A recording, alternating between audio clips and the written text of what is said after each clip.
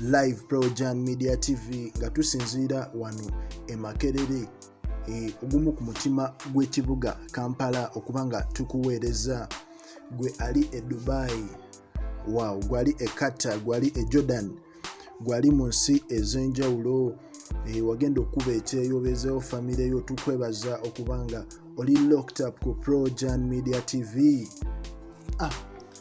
Muzikirize mbasuule mugulire eryakagwawo ery'ettabu olwaleero.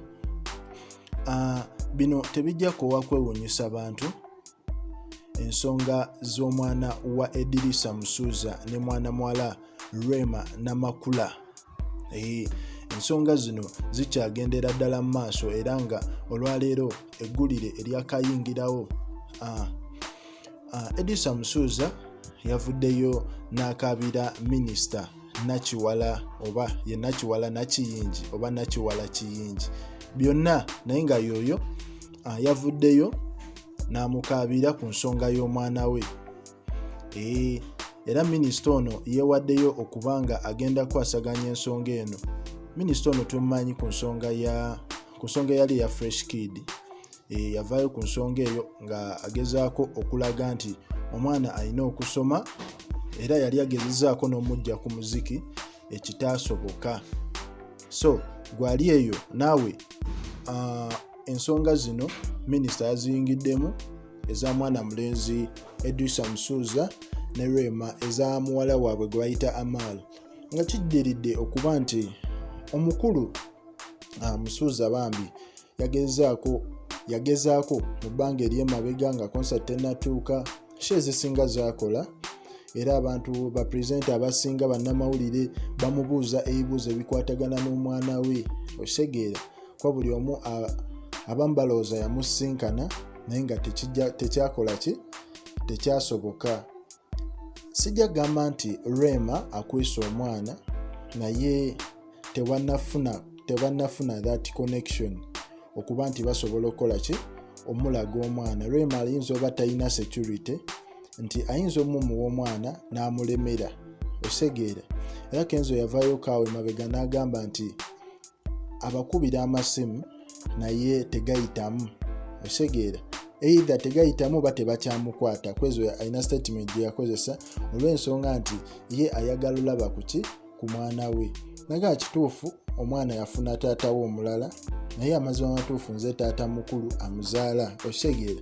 Era ne mwana muwala Rema yavuddeyo n'atunnyonnyola ensonga lwaki omwana ono talina nnyo kyamaanyi kyasubwa ku taata we, olw'ensonga nti era baaliwoko n'amala emyaka 2 nga takola ki, tadda waka, ekitegeeza yali takola ki, tamulaba. So kati wano si kyamaanyi, era n'agezaako gamba nti agezaako ku kale teyakyogedde directly, naye yakirese mu mbeera nti agezaako okulaga media, attracting sympathy from the media, okubanga balaba nti nze nina ensobi nga Rema, nti saagala mulaga ki mwana we.